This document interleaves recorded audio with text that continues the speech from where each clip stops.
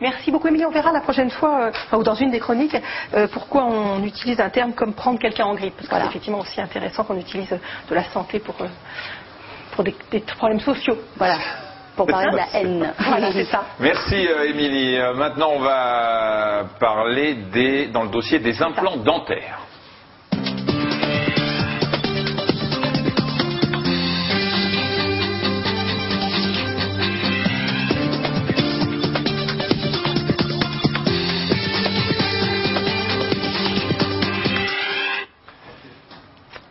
Plombage, dévitalisation, couronne, bridge, le moins qu'on puisse dire, c'est qu'on mène la vie dure à nos dents qui finissent par s'abîmer au point de devoir parfois les extraire. Mais heureusement, il existe une alternative aux bouches édentées.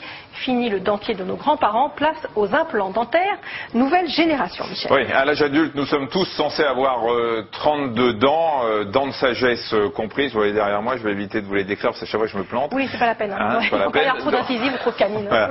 Alors chacune d'entre elles peut avoir besoin un jour d'être remplacée, mais avant de voir comment, on va examiner de plus près une dent. Voilà. Alors ça, c'est une coupe de dents. Vous reconnaissez l'émail qui est tout autour, très dur, qui sert à protéger la dent. En dessous, il y a la dentine, qui est un tissu un petit peu moins dur et qui entoure la pulpe qui contient les vaisseaux et les nerfs. Quand il y a une carie, le trou arrive jusque-là, c'est ce qui fait mal. Ils vont se prolonger dans les racines, ici. Ces racines sont implantées dans l'os de la mâchoire, hein, ce que vous voyez ici sous forme d'éponge. Et c'est ce qui fait que la dent est un élément vivant qui peut sentir le chaud, le froid et la douleur, comme en cas de carie. Et si la carie est importante, la dent va finir par s'abîmer, mais peut aussi vieillir, notamment au niveau des tissus qui la soutiennent, tous les tissus qui sont autour ici. C'est là qu'on parle de déchaussement dentaire qui est effectivement fréquent chez les personnes âgées.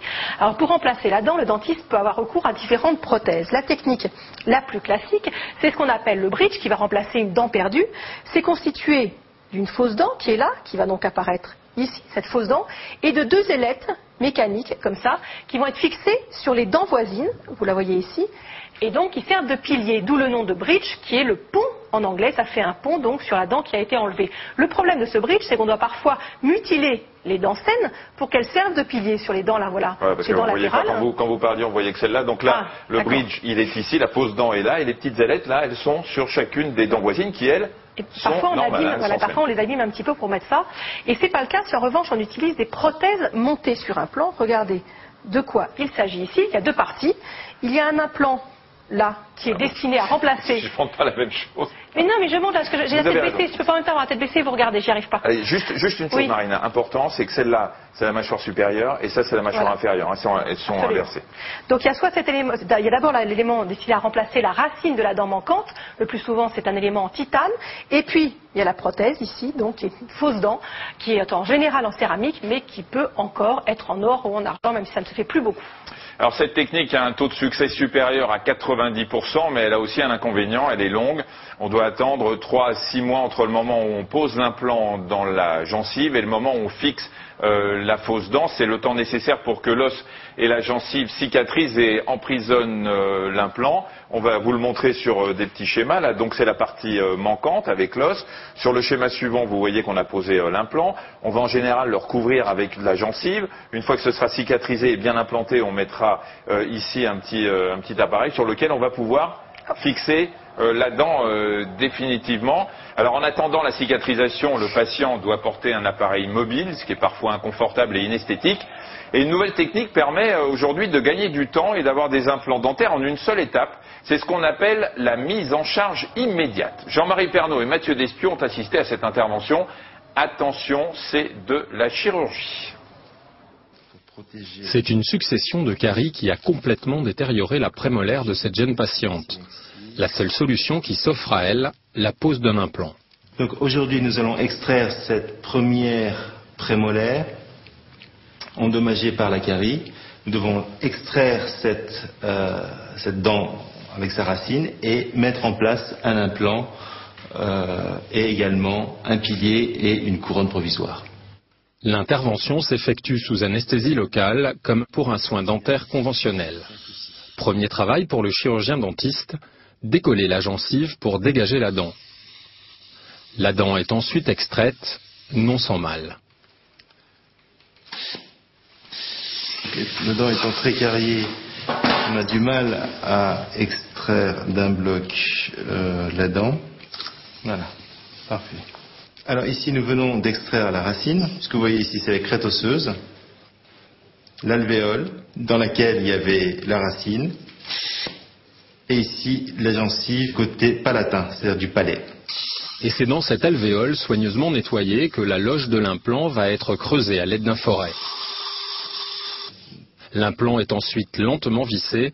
En quelques minutes, il est solidement arrimé à l'os de la mâchoire et prêt pour accueillir un nouvel élément, le pilier. Voilà un pilier implantaire que nous allons mettre à l'intérieur de l'implant, de ce vis tout simplement. Ouvrez dans la bouche, parfait. Donc l'implant est placé avec le pilier qui est vissé à l'intérieur de l'implant et ensuite nous allons passer à l'étape prothétique. Voici la dent provisoire. Il s'agit d'une dent en résine de taille standard que le chirurgien va adapter à la denture de la patiente. Quelques polissages et retouches plus tard, la dent provisoire est scellée sur le pilier à l'aide d'un ciment. Serré. Évidemment, on va essayer d'avoir de l'espace entre les dents. À ce stade, effectivement, une pression excessive sur l'implant pourrait compromettre le succès de l'intervention. Avant de recoudre la gencive, le chirurgien effectue un dernier geste.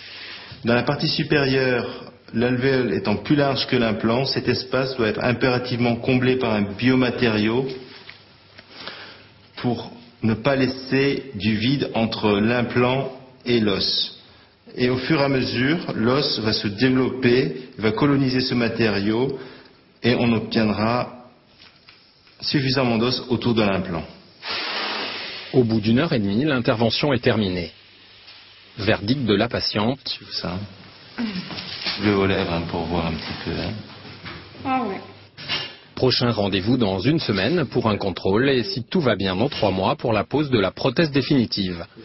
Grâce à cette technique, la patiente s'est épargnée l'inconvénient esthétique et psychologique d'une dent manquante pendant plusieurs mois. Vous l'avez compris, cette nouvelle méthode permet de sortir du cabinet dentaire avec des dents fixées qui permettent de manger, de sourire sans complexe.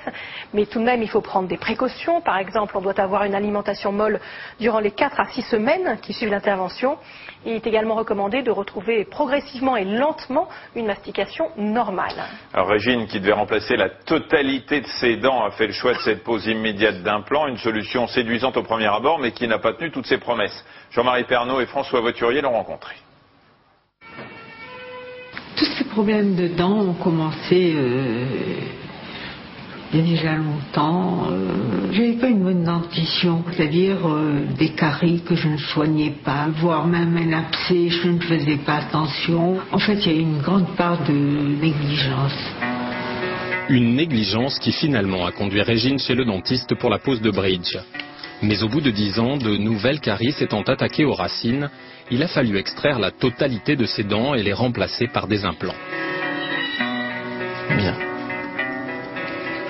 Et je suis très content parce que la gencive est belle, elle a bien cicatrisé. Le problème, c'est que normalement, il existe un temps de latence de 6 mois entre la pose des implants et la mise en charge des implants. Et pendant cette phase intermédiaire, on est obligé de mettre un dentier, un appareil amovible, ce qui est extrêmement traumatisant, et ma patiente ne le voulait absolument pas.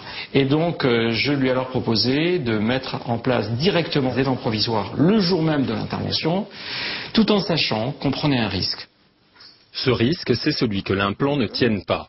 La technique de mise en charge immédiate requiert en effet certaines conditions. Alors, il faut en général un volume osseux suffisant, une certaine densité osseuse, une bonne hygiène du patient et une coopération du patient. On peut être amené à perdre 1, 2 ou 3 implants sur un nombre d'implants par exemple de 10. Et c'est précisément ce qui s'est passé pour Régine. Donc ces 2 implants ont été perdus 1 mois après l'intervention.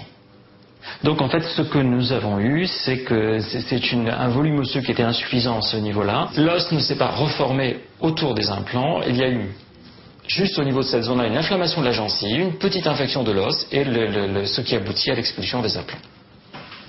Voilà, c'est terminé. Cet incident a compromis le plan de traitement initial. Régine a donc dû attendre quelques mois avant de tenter une nouvelle pose d'implant, selon la technique classique cette fois. Alors cette technique-là, très pratique, ne peut pas être adaptée à tous les patients. Il faut avoir une bouche saine, bien entretenue. Et puis il faut un volume osseux au niveau de la mâchoire suffisant et de bonne qualité pour supporter l'implant et la mise en charge immédiate. C'est pour ça qu'on ne propose jamais cette technique aux personnes diabétiques ou aux très gros fumeurs.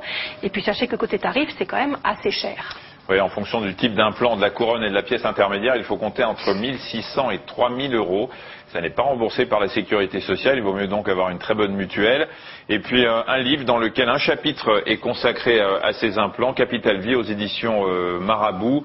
Parmi les conseils pour vivre mieux et plus longtemps, il y a donc ce chapitre consacré aux soins dentaires et à la question des implants. C'est donc chez Marabout. Il est temps maintenant de prendre de vos nouvelles.